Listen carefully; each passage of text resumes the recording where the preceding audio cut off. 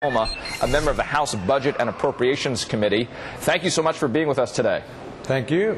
So, Congressman, you were one of the first GOP members of Congress to support raising tax rates on incomes over $250,000, that threshold that we're talking about today. And you said on Morning Joe today that deadlines are like alarm clocks. So from your perspective here, has Washington heard this alarm? And from what you know about this latest deal, do you think it'll get done?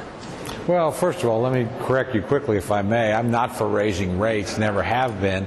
But you have to recognize taxes are going up on every single American unless we act. I don't consider, making sure that doesn't happen to 98 or 99% of the people a tax raise. Quite the opposite. It's a permanent tax cut for almost every American. Having said that, yeah, look, again, I think the Senate will eventually come to a deal. We may technically go over the cliff tonight, but I think the thing will still be resolved in terms of taxes, by the end of this Congress, that is by the morning of January the 3rd at the latest. Then we move to really the things that count, and that's spending and entitlement reform. And we've got three big triggering events coming up: the sequestration itself, the end of the continuing resolution in March, and of course the debt ceiling. Those things are going to force us back to spending because the revenue issue is going to be settled pretty quickly. What is your number? We've heard 450,000 out there right now. On the GOP side, they want 550,000. I don't think the number's that important because we're talking difference between 98 and 99% of the American people. So I'm not too worried about that. It's what else is in the package. And I think if we got to any spending cuts, any entitlement reform would be extraordinarily helpful.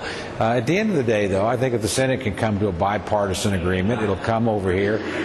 We're certainly not going to have every Republican vote for whatever's agreed to over there.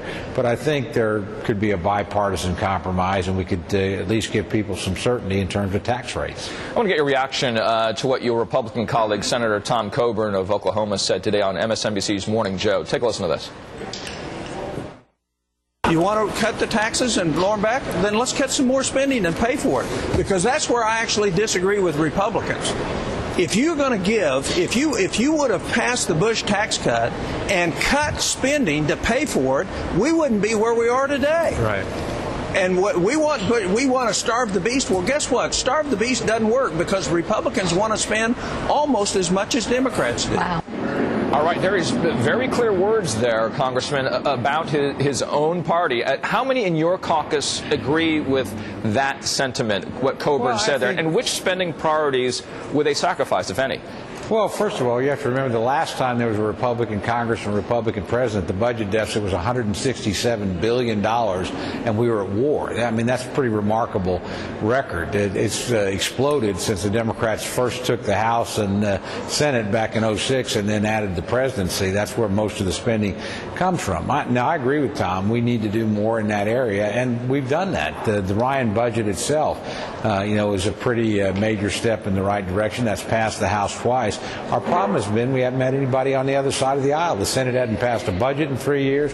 We sent over legislation in May that would take care of both the sequester and the tax rates. They don't have to accept it, but they do need to pick it up and amend it and, send us something back. So you've got a Democratic majority in the Senate that's been twiddling its thumbs. You can't even, poor Leader McConnell, can't even get a counter proposal back at him without calling the White House. I mean, it's just the Democratic majority in the Senate is dysfunctional. I think has made the whole budgeting process extraordinarily difficult for 2 years. Well, the criticism is that the Republicans in the House have been unable to pass even such measures as Plan B, which the Speaker pushed forward. Well, that was very overt to many. Point. I wish we could talk more, but we do have to go. Republican Congressman Tom Cole of Oklahoma, thank you so much. Let's talk about that another time. We will. Thank you. Thank you. Have a good year. The possible fiscal cliff is not the